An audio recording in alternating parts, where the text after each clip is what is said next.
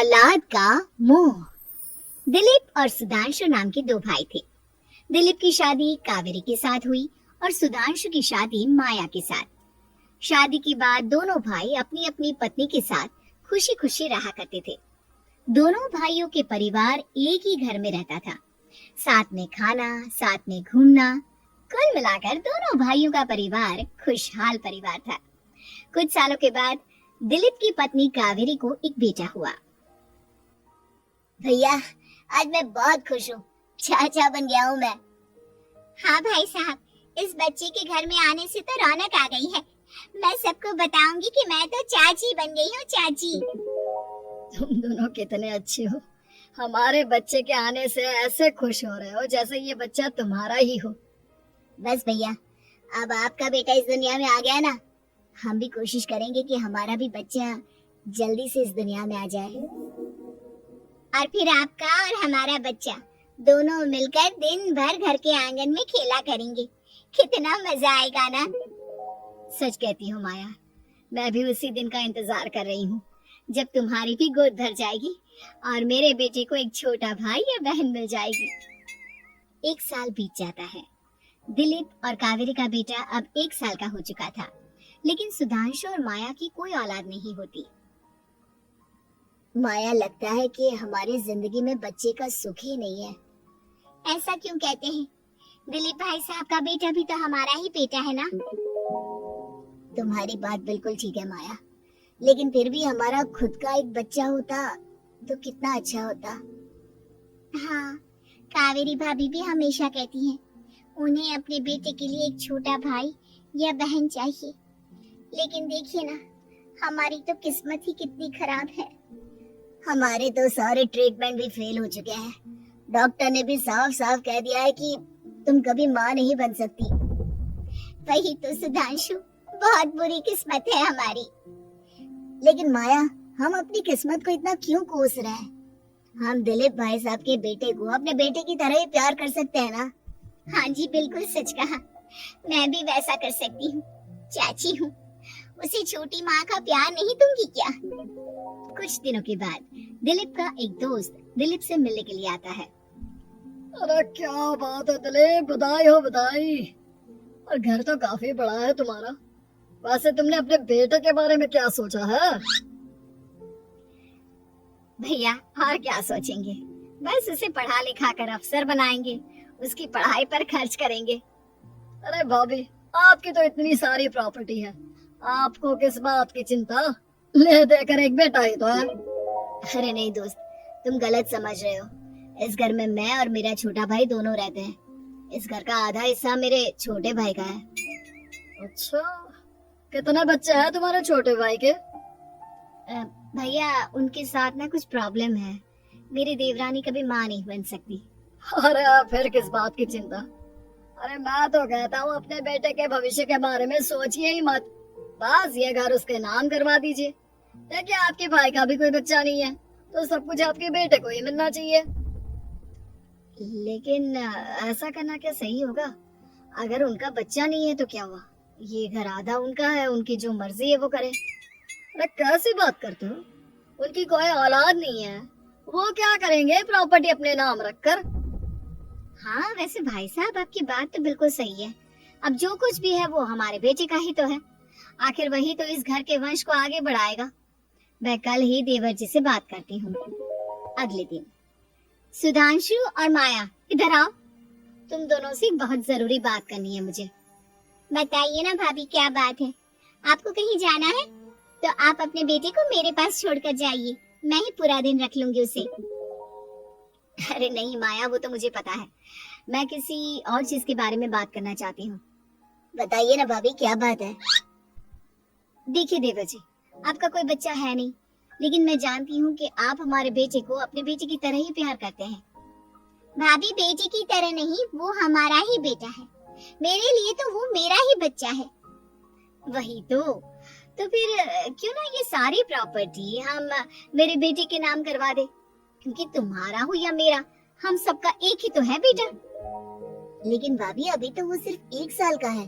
अभी से प्रॉपर्टी उसके नाम करवाने का क्या मतलब है?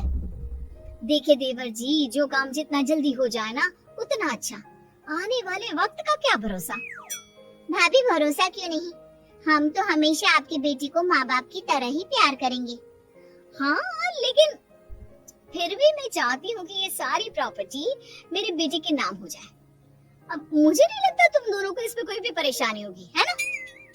भाभी वैसे तो आप जो कह रही हैं वो बहुत जल्दबाजी है, लेकिन फिर भी अगर आपको ऐसा लगता है तो ठीक है, कल ही प्रॉपर्टी के पेपर बनवा लीजिए, मैं और माया उस पर साइन कर देंगे। इस तरह से अगले दिन प्रॉपर्टी के पेपर बनवाकर सारी प्रॉपर्टी दिलीप और कावेरी के बेटे के नाम पर करवा दी जाती है। कुछ दिनों के बाद सुधांशु, सुबह सुबह ये कौन लोग आ गए हैं तुम्हारे घर पर? भैया वो ऊपर वाला कमरा खाली पड़ा था ना, सोच रहा था किराएदार रख देता हूँ। लेकिन किराएदार रखने से पहले आपने हमसे पूछा भी नहीं। भाभी इसमें आपसे पूछने वाली क्या बात थी, हमें एक ही कमरे की जरूरत थी, इसलिए सोचा दूसरा कमरा किराए पर दे देते हैं, कुछ इनकम हो जाएगी। अरे माया, ये सारी प्रॉपर्टी अब मेरे बेटे के नाम पर है और यहाँ पर जो कुछ भी होगा उसके लिए तुम्हें मेरी या दिलीप की परमिशन तो लेनी पड़ेगी ना। हाँ सुधांशु, तुम्हारी भाभी ठीक है तो कह रही है। अब देखो, तुमने खुद अपने हाथों से ये प्रॉपर्टी हमारे बेटे के नाम की है, वो अभी बहुत छोटा है, तो इस घर से रिलेटेड सारे फैसले तुम्हें हमसे पूछ कर लेने चाहिए। भाभी हमें तो लगा था कि आप हम लोगों से बहुत प्यार करती हैं, लेकिन आप तो हमारे साथ भेदभाव करने लगी। अरे इसमें भेदभाव करने वाली क्या बात है? और मैंने कौन सा तुमसे कुछ गलत मांग लिया?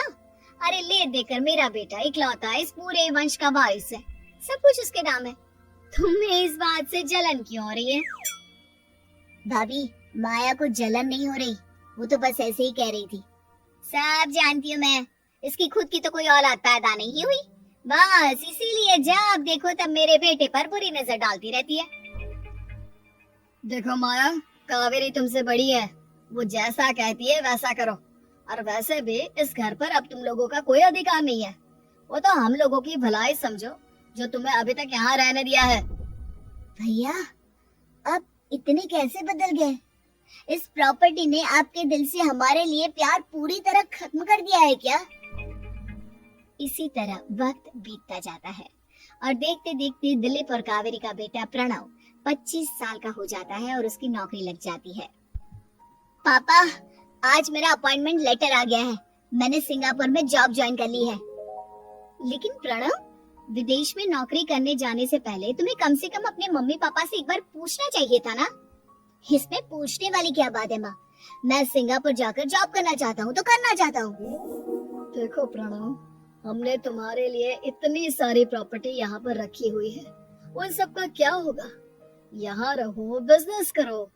सॉरी पापा, मैं यहाँ रहकर कोई बिजनेस नहीं करने वाला, और ये जितनी भी प्रॉपर्टी आपने मेरे लिए संभाल कर रखी है ना, ऐसे ही किसी को दान में दे दीजिए, क्योंकि मैं सिंगापुर से वापस इंडिया आकर कभी नहीं रहने वाला।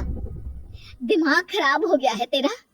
जानता नहीं, तेरी वजह से हमने तेरे चाचा चाची से लड़ाई करके पूरा घर तेरे नाम करवा दिया था।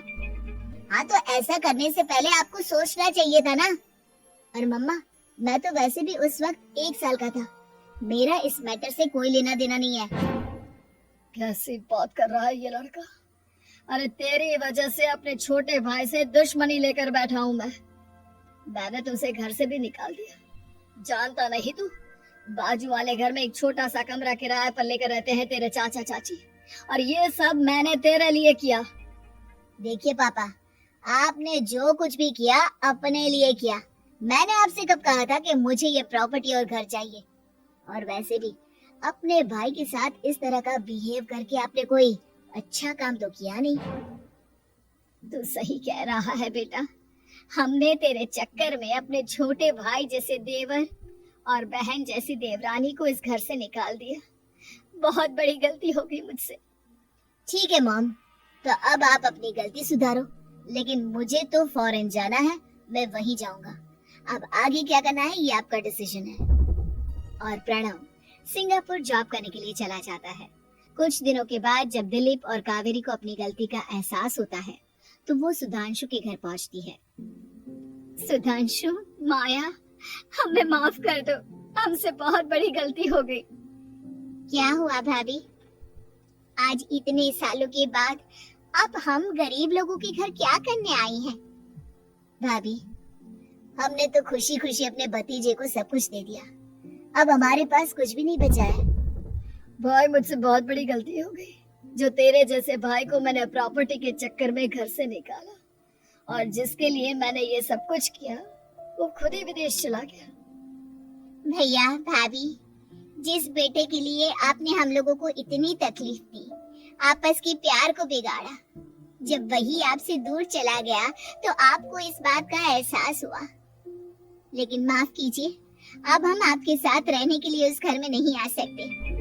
नहीं नहीं माया, ऐसा मत कहो, मुझसे बहुत बड़ी गलती हो गई, प्लीज वापस चलो, मैं वो घर फिर से तुम्हारे नाम कर देती हूँ। भाभी, मैं उस घर का क्या करूंगी? किसके लिए? मेरा कोई बच्चा नहीं, मैं तो बस जिंदगी भर आप लोगों के साथ प्यार से रहना चाहती थी, प्रणव को अपने बेटे की तरह प्यार करना चाहती थी, लेकिन आपने मुझसे वो अधिकार छीन लिया। भाभी और भैया, एक सवाल पूछना चाहता हूँ आप लोगों से। जो बच्चा कुछ ही दिन पहले दुनिया में आया हो, जिस बच्चे के भविष्य का आपको पता ही ना हो, उसके लिए अपने पुराने रिश्तों को तोड़ देना, अपने सगे रिश्तेदारों से दुश्मनी मोल लेना, उनके साथ झगड़ा करना, उनकी बेइज्जती करना, क्या ये सही है? कम से कम हमें सही वक्त का इंतजार तो करना चाहिए ना। सिर्फ प्रॉपर्टी के लिए अपने सगे भाई को घर से निकाल दिया, वो भी अपने 1 साल के बेटे के लिए। क्या ये वाकई में सही था? जवाब दीजिए मेरी बात का।